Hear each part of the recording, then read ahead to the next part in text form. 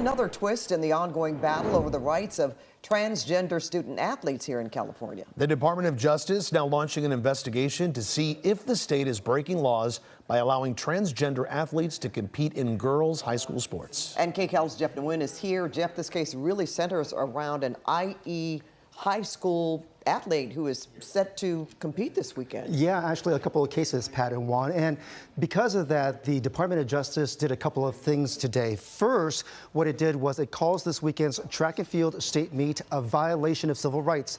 And it's backing an ongoing lawsuit against the Riverside School District, while trans rights advocates say all of this is leading to more harassment against some student athletes.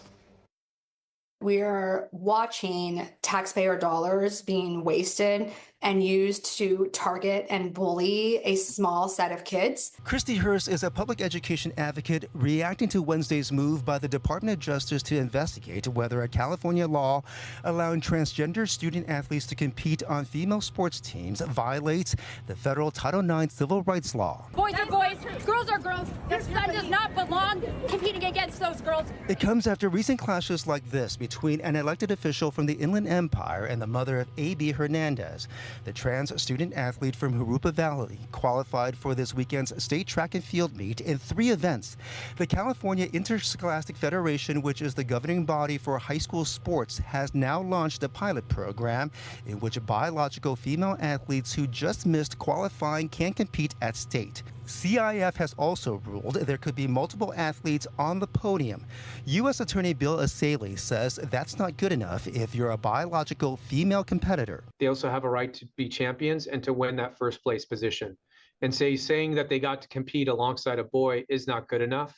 It's not consistent with Title IX. The DOJ's move comes a day after President Trump posted on social media he would withhold federal funding from California if transgender athletes are allowed to compete in girls' sports. This has been a hot-button issue in Riverside, where a lawsuit was filed in November against the school district on behalf of 2 female cross-country runners at MLK High School who say they unfairly lost their spots on the team to a transgender student athlete. If they're displaced from the varsity team, as the girl was in Riverside, or if they're displaced from winning first place by a boy, our position is that violates Title IX. That is sex-based discrimination. Christy Hurst, who's been working with the Hernandez family, says she respects all views on this matter, but says they should be handled in court or at the CIF board. You should not be going to a kids' track meet.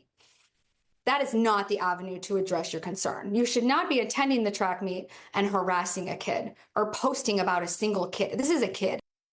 And this weekend's state meet is taking place near Fresno. CIF says it is working with the local school district to ensure there's an appropriate level of security at the event. Pat. Thanks so much, Jeff.